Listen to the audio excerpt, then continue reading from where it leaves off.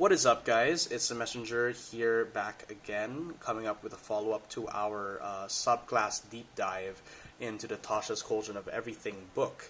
If you guys haven't caught up with the flow of the video so far, we're diving into Rangers. So if you guys want to see how I broke down the Ranger archetype of the Fey Wanderer, as well as the new optional class features, you might want to check out that video.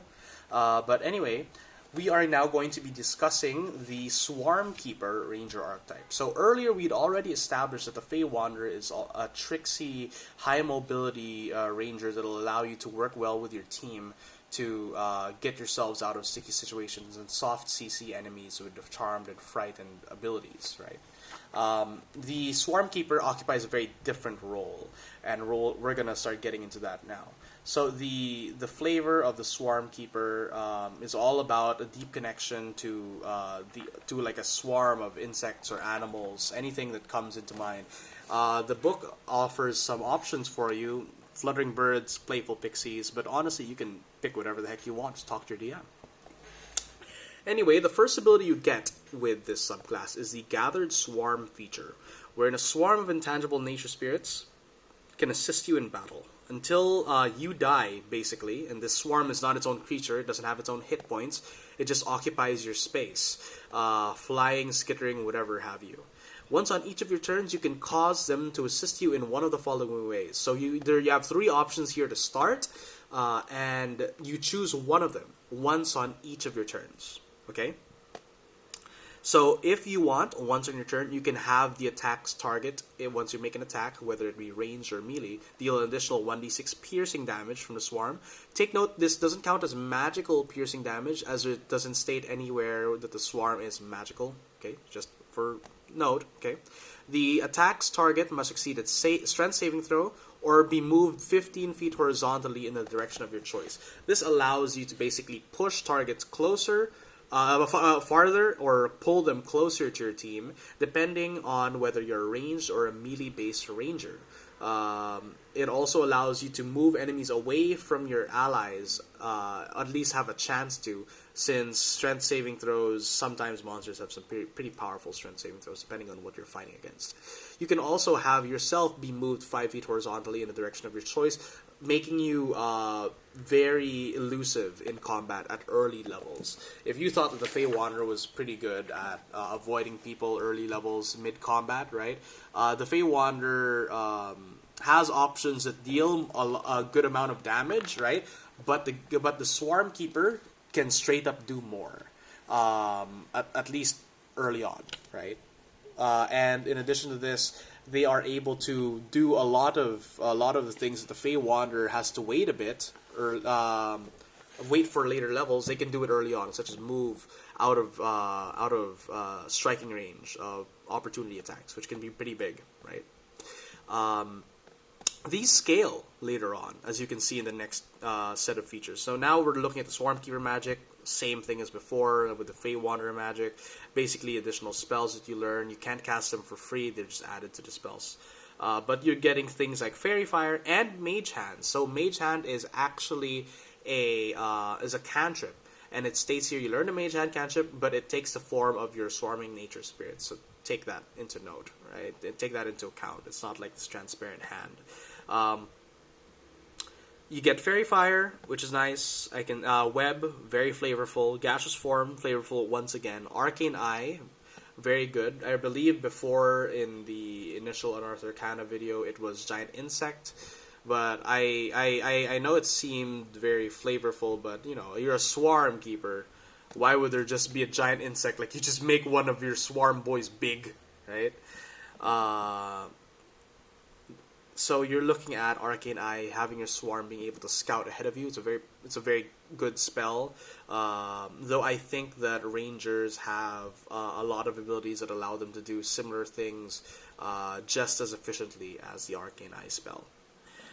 Insect Plague, very good, and it's a pretty powerful 5th level spell, though you'll have to wait for level 17 to use it. It's going to be a little tough, but when you do have it, hey, it's there, right? Riding Tide. As a bonus action, you can give yourself a flying speed at 10 feet, and you can hover. So at 7th level,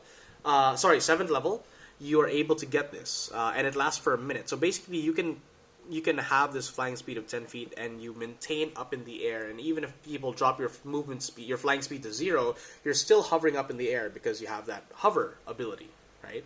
So this allows you to take pot shots safely from the skies. You are really going to be able to maneuver around the battlefield much easier here, especially with the addition of something like climbing speed at 6th level, which you already have by the time you have Writhing Tide.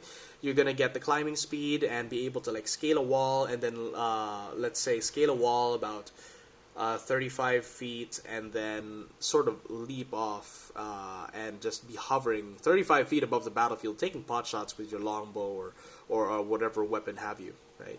You can use this feature a number of times equal to your proficiency bonus, which scales well, much like all the other classes here, off of your proficiency bonus.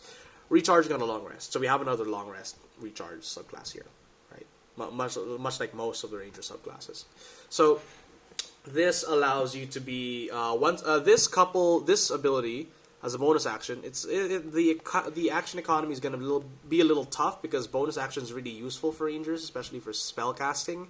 Though that coupled with the ability to basically move yourself 5 feet horizontally in the direction of your choice, it makes your flying speed a lot more useful. Because technically it becomes 15 feet, though you'd likely want to use that extra damage for the D6 piercing, or to move enemies horizontally in the direction of your choice. Another thing, I believe Spike Growth is a ranger spell that you can choose. So you can Spike Growth and then make an attack on the next turn and have your swarm deal, I think, 64 piercing damage magical to them just because your swarm drags them through. That's pretty poggers. You can also have your barbarian drag them through that, but that's a spell, not the subclass. Back to the topic at hand. Level 11, Mighty Swarm. You are basically going to be getting all of your previous abilities from the Gathered Swarm feature upgraded. So now the D6 becomes a D8, so you're definitely dealing more damage as Swarmkeeper compared to the Fey Wanderer. Though you're not nearly getting as much teleportation use out of any of your abilities. Like you don't get any teleportation abilities at all. I guess that's where the Fey Wanderer comes in, right? So if a creature fails its saving throw against your Gathered Swarm, I think it's referring to the Strength save to be pushed. It can also cause the swarm to knock the creature prone. So basically, when you fail the save DC, you're knocked prone and you're moved 15 feet horizontally in the direction of the Swarmkeeper's choice. I think that's really strong. Joint, like 2-part CC like that, movement plus knock prone is massive. That means just to get to the point where the pushed creature originally was, he has to use, assuming he has base movement speed of 30 feet, 15 feet of his movement just to stand up from the prone condition, then another 15 feet just to get to where he was before. Pretty good. And whenever you are moved by the Gathered Swarm, it gives you half cover until the start of your next turn. Now, I can imagine builds that basically you wait until the mid game where you get access to this feature and basically run a melee Swarmkeeper Ranger that allows you to have a lot of in combat tricks similar to almost like a Battle Master, except that this requires no resource, and B, you have these 3 options, and they upgrade, they scale better, right? Unlike the Battle Master fighter, the only scaling he has is in terms of his superiority dice and damage, right? So yeah, a melee build with the Swarmkeeper being able to give you half cover, have you move around in the battlefield, without proccing opportunity attacks, because it is a swarm moving you, not you. Okay? Being able to pull enemies closer towards you, perhaps even a thrown weapon fighting style would be nice with like dual daggers, dual short swords. But yeah, I can see a lot of opportunities for this class to be powerful in terms of basically being a solo CC chain for the enemy. Right. The only downside is that you can only use each of these. You can only choose one option once on each of your turns. So it's not like you're going to be able to hard CC multiple enemies on a single turn, right? Anyway, so with the scaling at level 11 for the third level feature, that's nice, right? At 15th level, that's when you're getting Swarming Dispersal. You discorporate into your swarm, avoiding danger.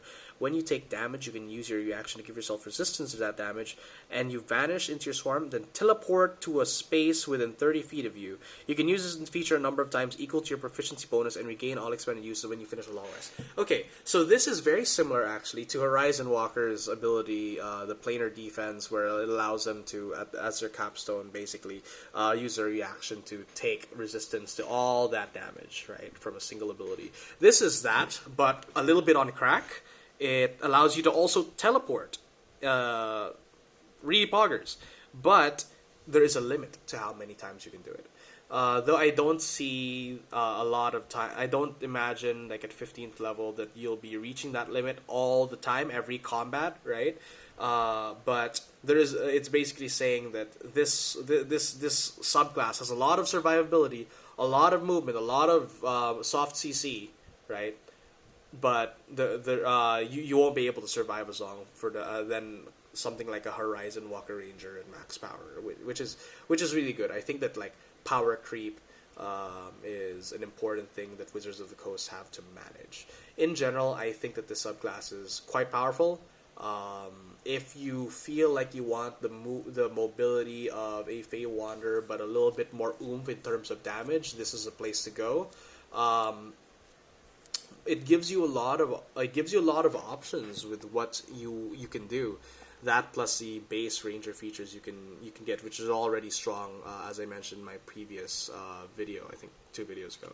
So if you think the Swarmkeeper Ranger is for you, or if you have any questions, or you think I did anything wrong, go ahead and hit me up in the comments section. Go for it, right? I see 2 distinct playstyles and roles when it comes to the Fey Wanderer and the Swarmkeeper Ranger in particular. So I'd say I'm pretty happy with the subclasses that they finally put into Tasha's as a final product, right? I didn't like them as much in the UA, but pretty good right now. Pretty good. Right.